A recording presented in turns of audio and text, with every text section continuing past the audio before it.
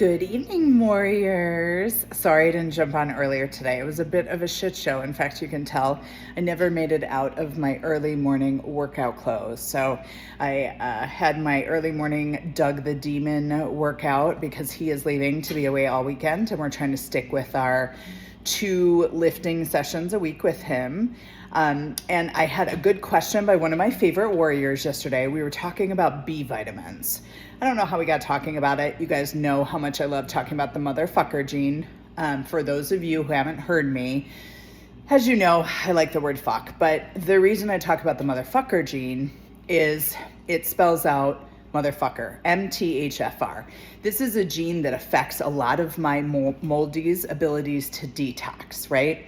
When you have the MTHFR, it means you can't activate your folate vitamins. So, as we know, B vitamins, super important. In fact, an activated B vitamin is necessary for over 400 different detox reactions in the body. If we don't make an activated B vitamin or take it in, we don't do those 400 different reactions. MTHFR is one of the genes that you can be missing. There's also the MTRR, which means you don't methylate your B12s. So I use motherfucker gene just as like a basis for our ability to detox.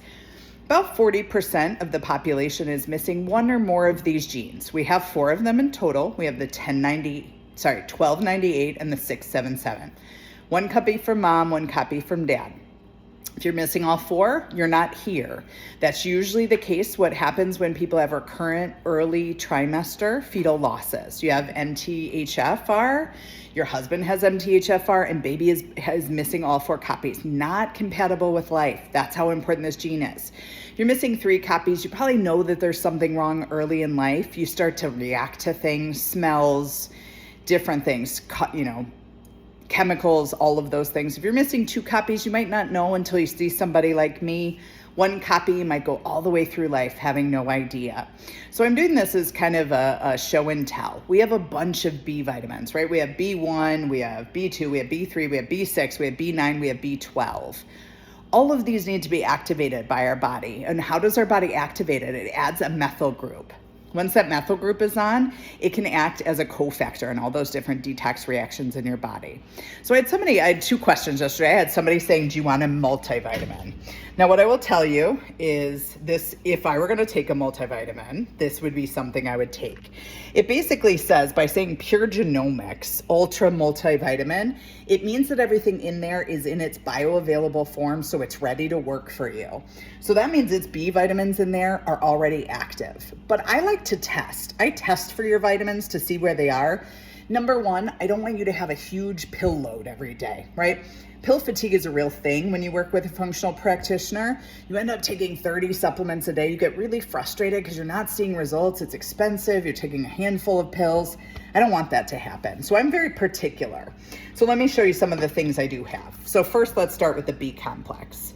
Now you guys will notice these are all pure encapsulations. I do have my favorite brands. Orthomolecular is made in Wisconsin. Big fan of them. Orthomolecular, if I can, and you see my methyl B complex, is orthomolecular. So is my fish oil. I don't know if I can find that real quick for you guys. And I take this. This is super important for my moldies. I take this to have people take a dose of this before every dose of binder because it helps it work more. Reason I like orthomolecular, super clean, right? With my people, they tend to react to things. So I want to make sure there's no gluten, there's no dairy, there's no weird filter. So all of these vitamins are exactly what they say they are. When we talked about magnesium and D, here's my favorite D, Metagenics. Perfectly balanced, 10,000 of D with 200 of K. Metagenics has the best product. But each company has different things. Pure Encapsulation's a fabulous company. No gluten, no dairy, no soy. Good price point, so good for you guys. And has a bunch of different. So sometimes people would do a B complex, right? The methyl B complex usually is where I start people. It has all of the Bs. And that's important because if you replace one B, but not the others, like say you take methylated B12, but you don't take some of the others, you end up with a paucity of the other ones because your body's going to do that to compensate. I also have B12 and folate. This is in a melt. This is great for kiddos. It tastes good. You can do it under the tongue.